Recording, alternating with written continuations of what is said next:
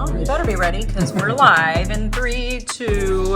Hey, meal prepper and Paul coming at you here this week. Got Amy behind the camera, and we winged it. We got through it today. Felt like we were just kind of all over the place. Yeah, slow-mo, kind of.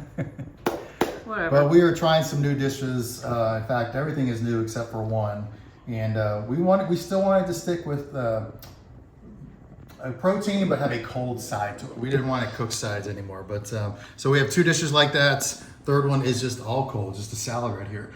But I'm going to start over here with a pork tenderloin. Woo! Love pork tenderloin. Look at that little blush there. I did good, yo. So this pork tenderloin has actually been covered in a lot of spices, from rosemary to thyme to Parsley, sage. No, it's good. Everything there, right? Yeah, rosemary, thyme, oregano, cumin, salt, pepper, rubbed in a dry rub, and then cooked in a honey Dijon glaze. Yeah, so it makes it kind of sweet. Maple syrup, Dijon glaze. Dijon glaze. So it gives a little sweet taste to it.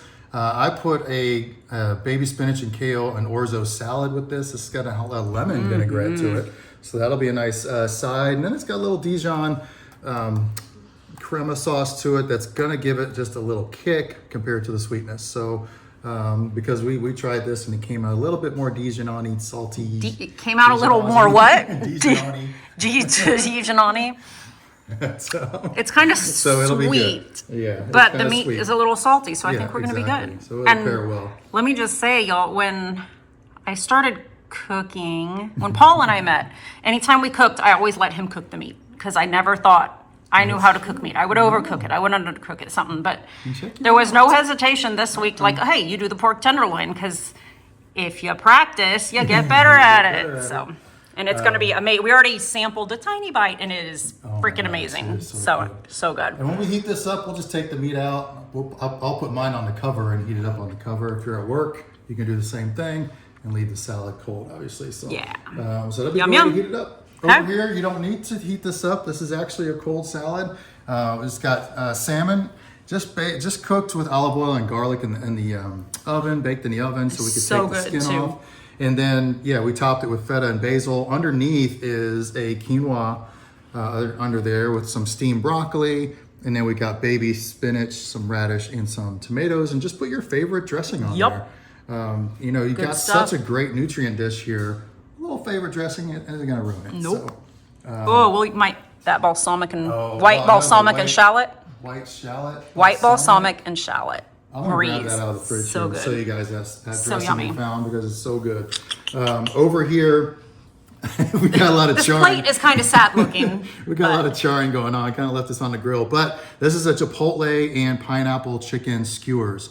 And just the sauce that's on it, oh my gosh, it's loaded up with tomato paste, but along with chipotles and adobo, and you slice some pickled ginger in there, and it is just a phenomenal sauce.